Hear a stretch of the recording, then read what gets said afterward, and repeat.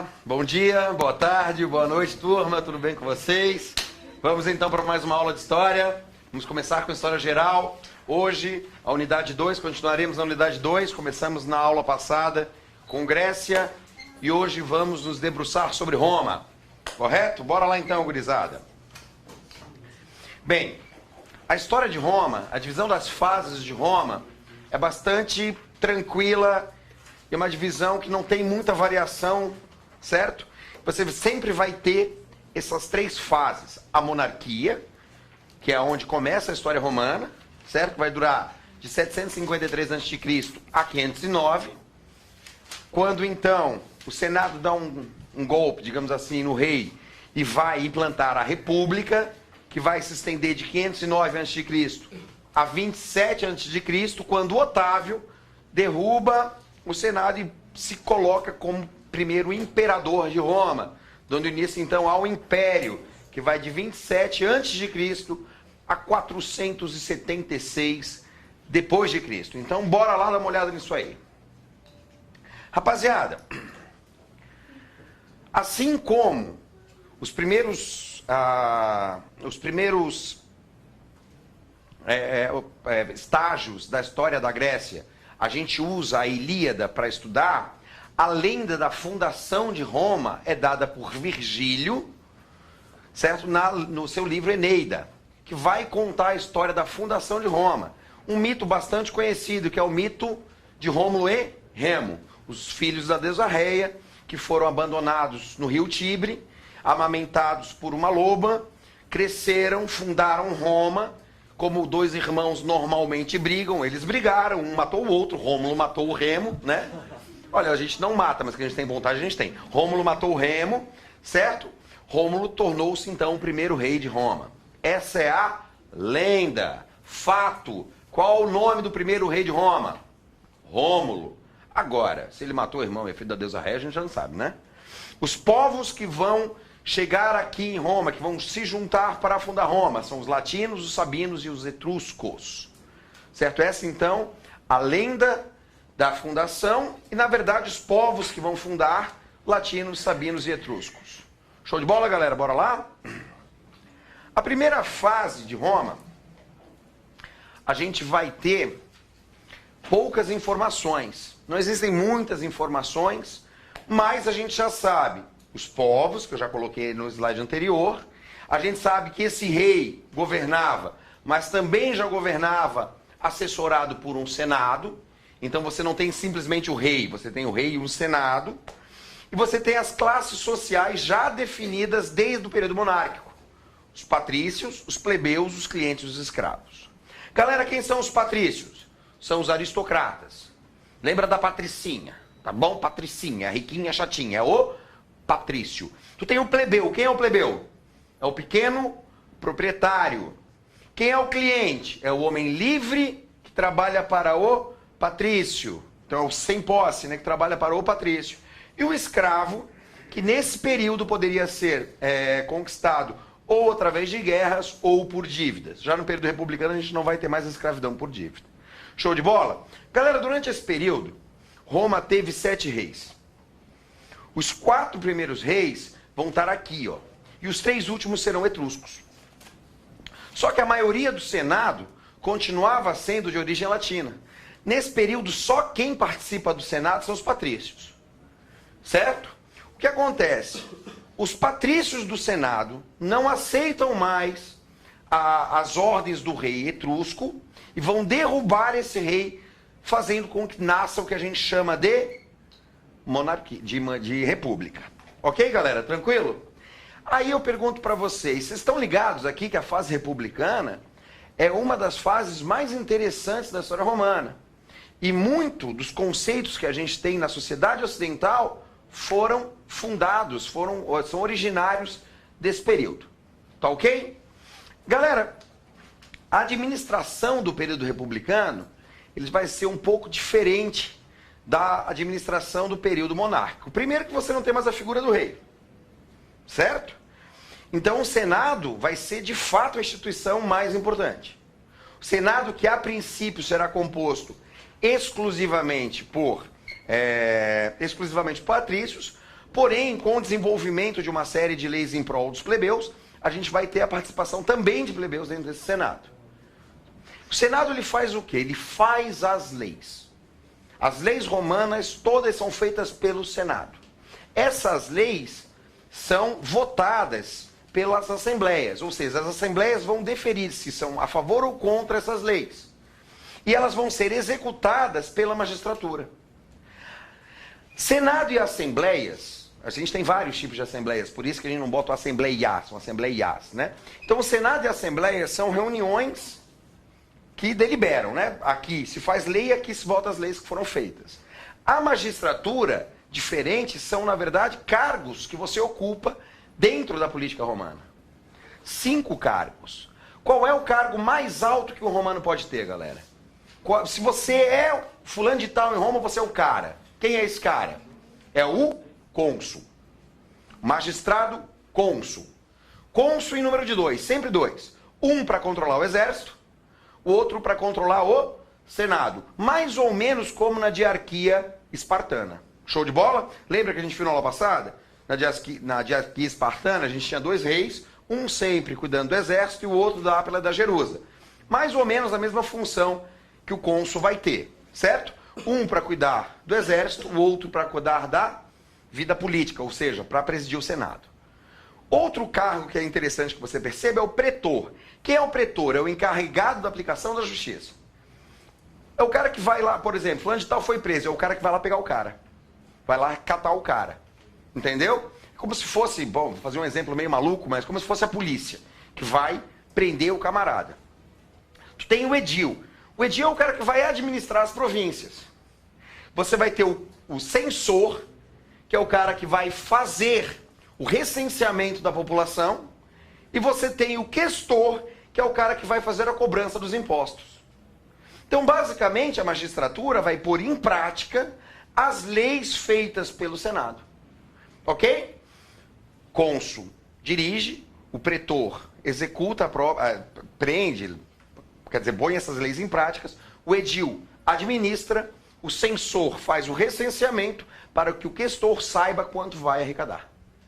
Entenderam como funciona a vida política em Roma, na República, galera? Tranquilo, coisa mais querida? Então vamos lá.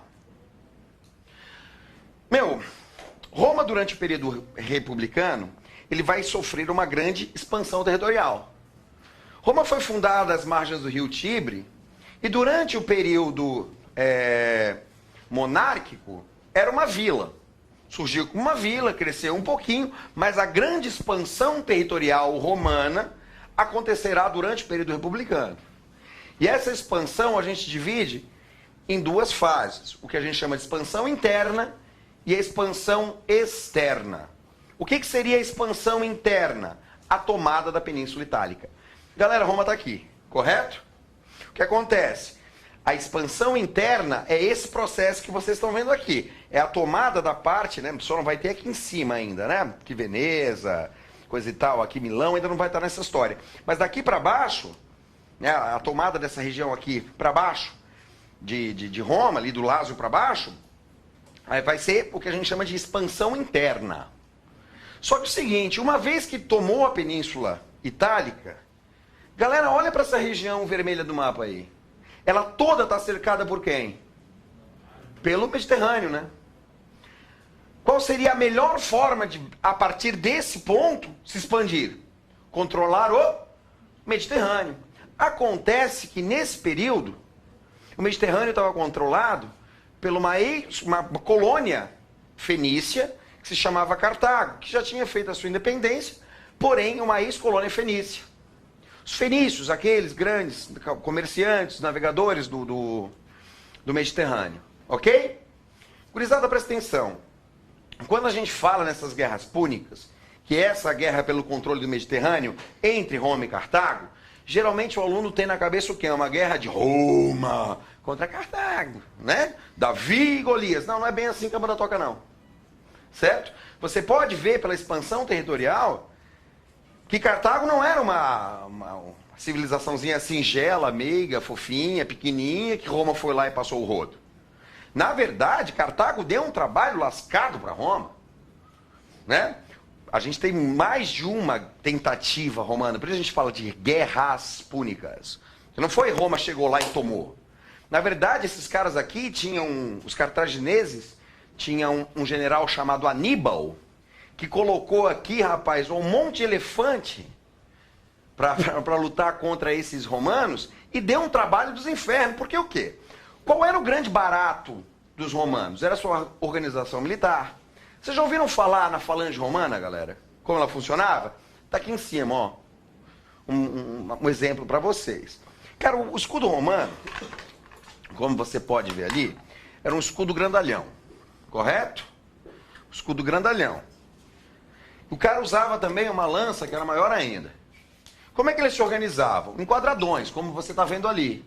De 10 homens por 10 homens. Então cada quadrado desse tinha 100. Quem ia na frente levava o escudo aqui, quem ia do lado levava aqui, e quem ia atrás levava na cabeça. Então eles se fechavam, você pode perceber pela imagem, ó, eles se fechavam todos no escudo, como se fosse um carro de tartaruga, correto? E eles se organizavam da seguinte forma, eles faziam vários desses quadrados e marchavam para cima dos povos a serem conquistados, correto? E era uma forma que tornou esse exército praticamente invencível. Agora vai fazer isso aqui, manter essa formação, quando tem uma penca de elefante partindo para cima de você. Né? Eu acho que o cabra pode até ser macho, mas o cara vai passar um trabalho aí, né? Então, na verdade, os romanos só vão conseguir vencer essas guerras púnicas e tomar o controle do Mediterrâneo a partir da liderança do Cipião o Africano, que é um grande líder romano, que vai conseguir derrotar as tropas cartaginesas e vai dar a Roma o domínio do Mediterrâneo. Uma vez dominado o Mediterrâneo, aí sim a gente vai ter a expansão da República por toda a costa do Mediterrâneo. Se você reparar, se você já viu o mapa da expansão territorial romana, você vai ver que toda a expansão é feita em função do Mediterrâneo. Sempre às margens do Mediterrâneo. Show de bola, galera? Tranquilo? Entenderam essa expansão interna e essa expansão externa? Acontece que assim, uma daquelas classes que a gente viu aqui no slide passado são os escravos, correto? Patrícios, plebeus, clientes e escravos. Escravo eu conquisto como? Através de guerras ou de dívida. Dívida aqui não vai mais rolar. Agora pergunto a vocês, quanto mais terra eu conquisto, mais o que eu vou conquistar junto? Escravos. Então vai entrar, nesse período da expansão interna, uma quantidade muito grande de escravos na economia romana. O que vai consolidar o modo de produção escravista. E o que vai acontecer com o pequeno proprietário? Ele vai começar a falir. Entende o que eu estou dizendo?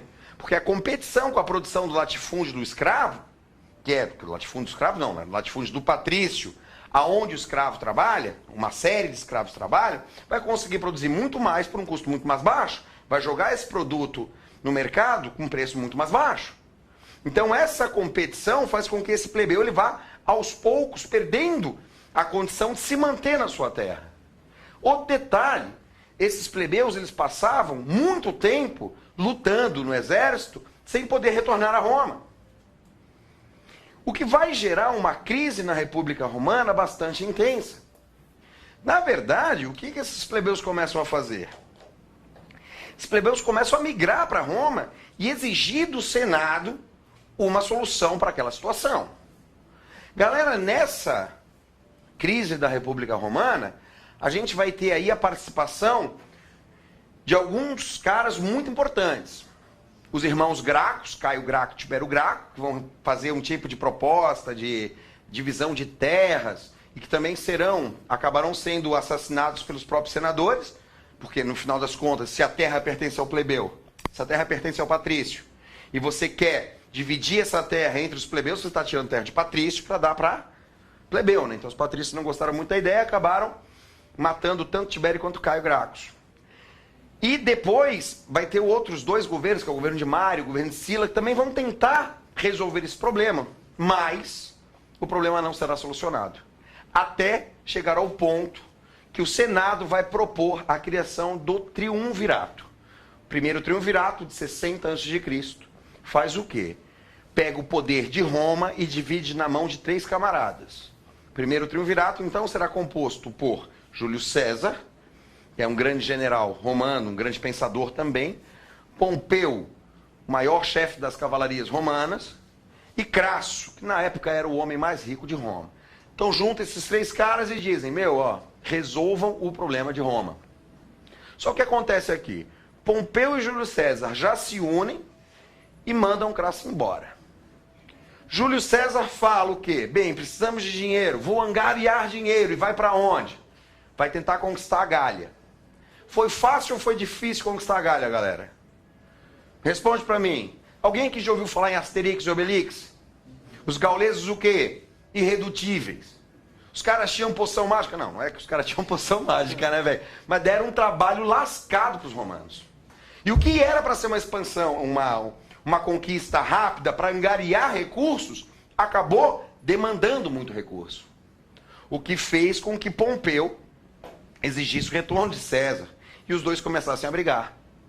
Qual o resultado dessa briga? Júlio César, depois de conquistar a Gália, volta a Roma, briga com Pompeu, aí vai ter Pompeu foge, vai para a Península Balcânica, depois vai para o Egito, é um rolo, e isso tudo Júlio César atrás dele, né?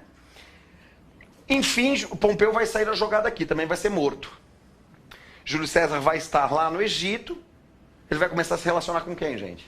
Com a Cleópatra, justamente, e depois ele volta para Roma.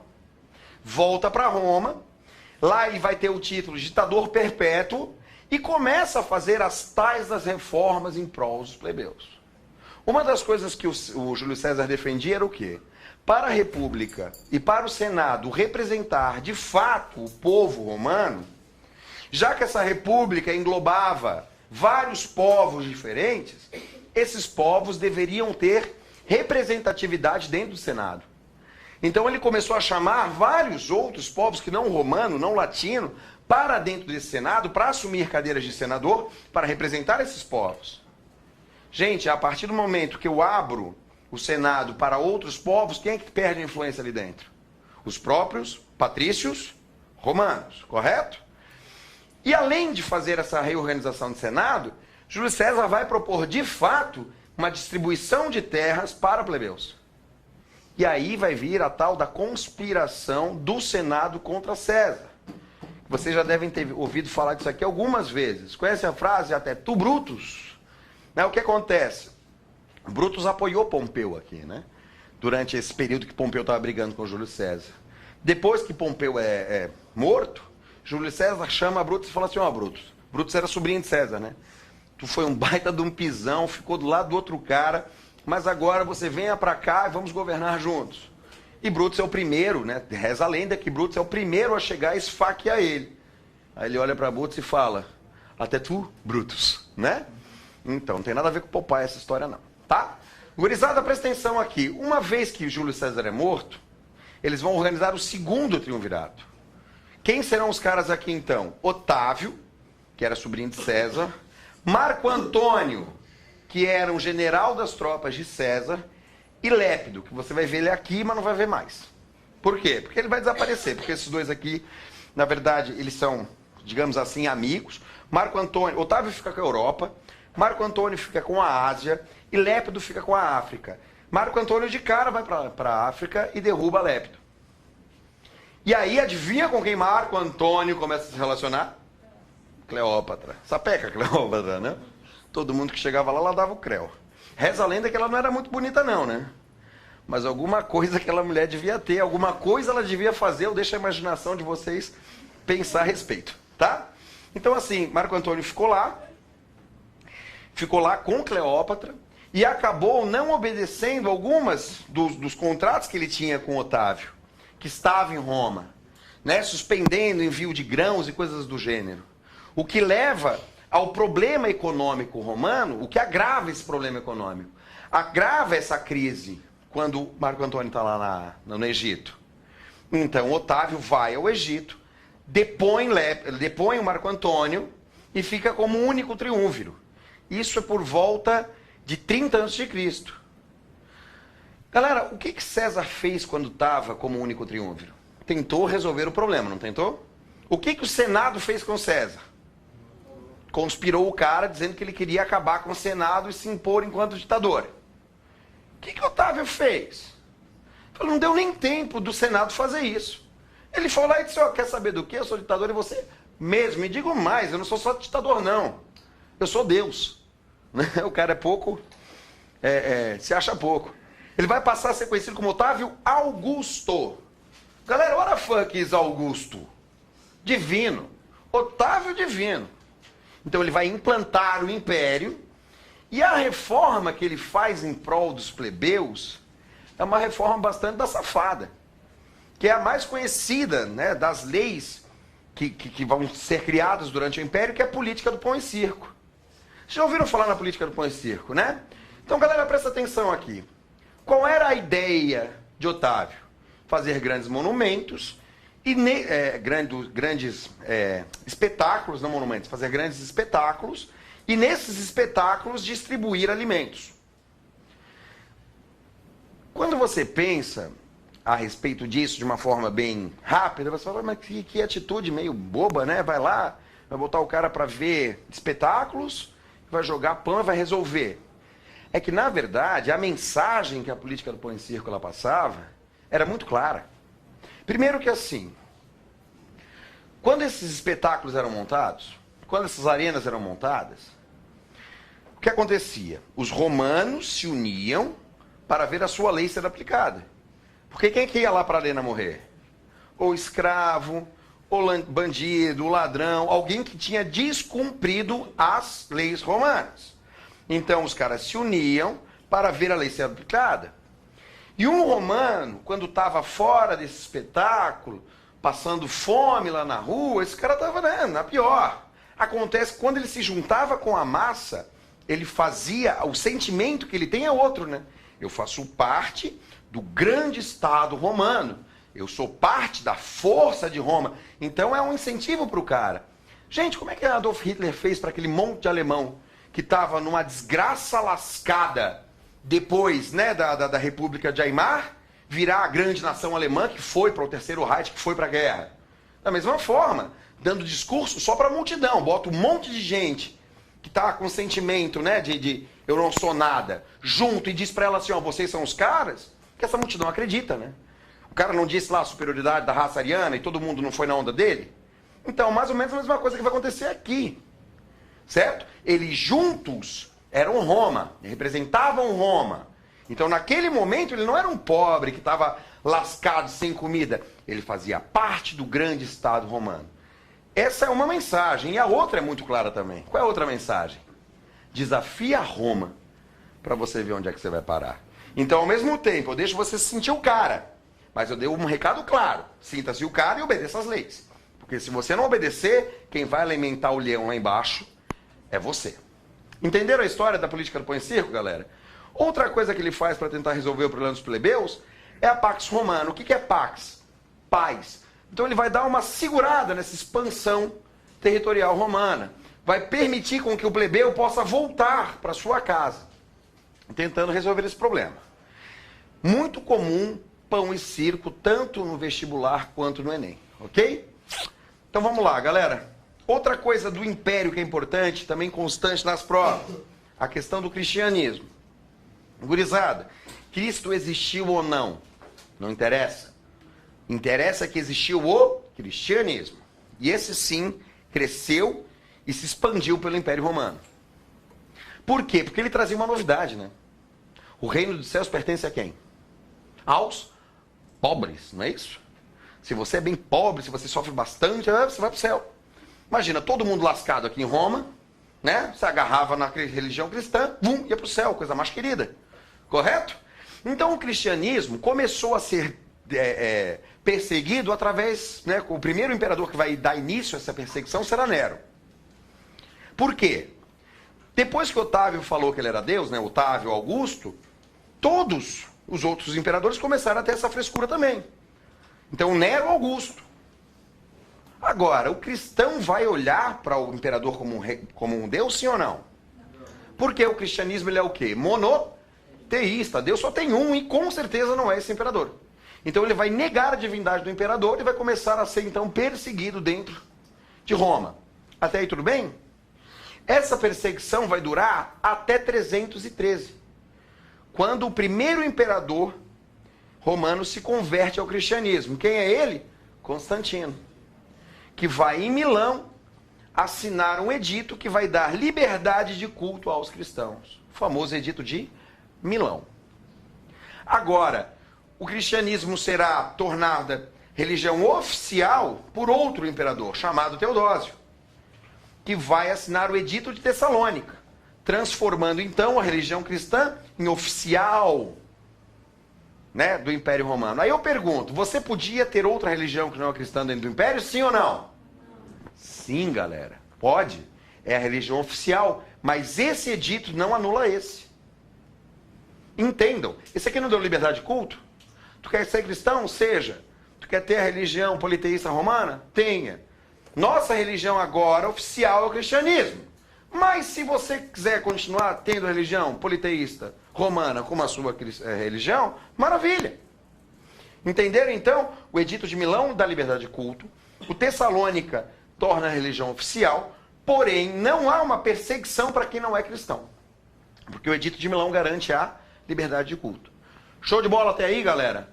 Outra data que é importante, outro cara que é interessante a gente falar, é a criação do primeiro Papa, que é Leão I, criado em 455 pelo imperador romano. Por quê?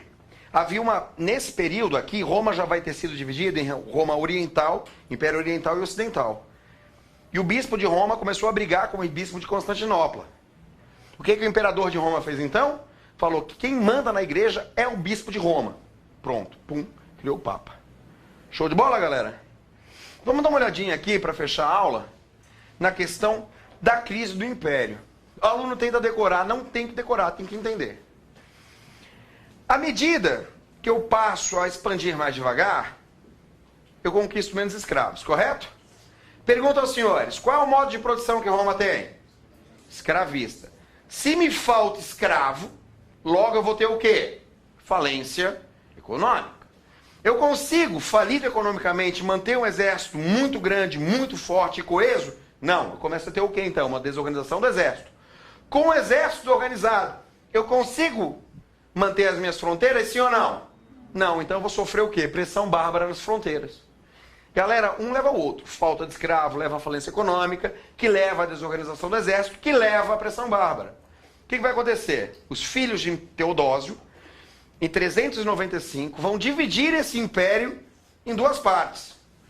O Império Ocidental, que vai ter sede em Roma, e o Império Oriental, que vai ter sede em Bizâncio, Constantinopla.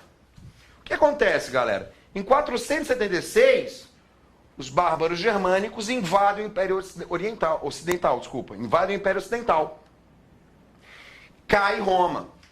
E o Império Oriental vai cair só em 1453 e ao longo da Idade Média vai passar a ser conhecido como Império Bizantino. Idade Média que será o tema da nossa próxima aula de História Geral, ok? Vamos fazer aquele pequeno intervalo, daqui a pouquinho a gente volta com a História do Brasil. Tchau!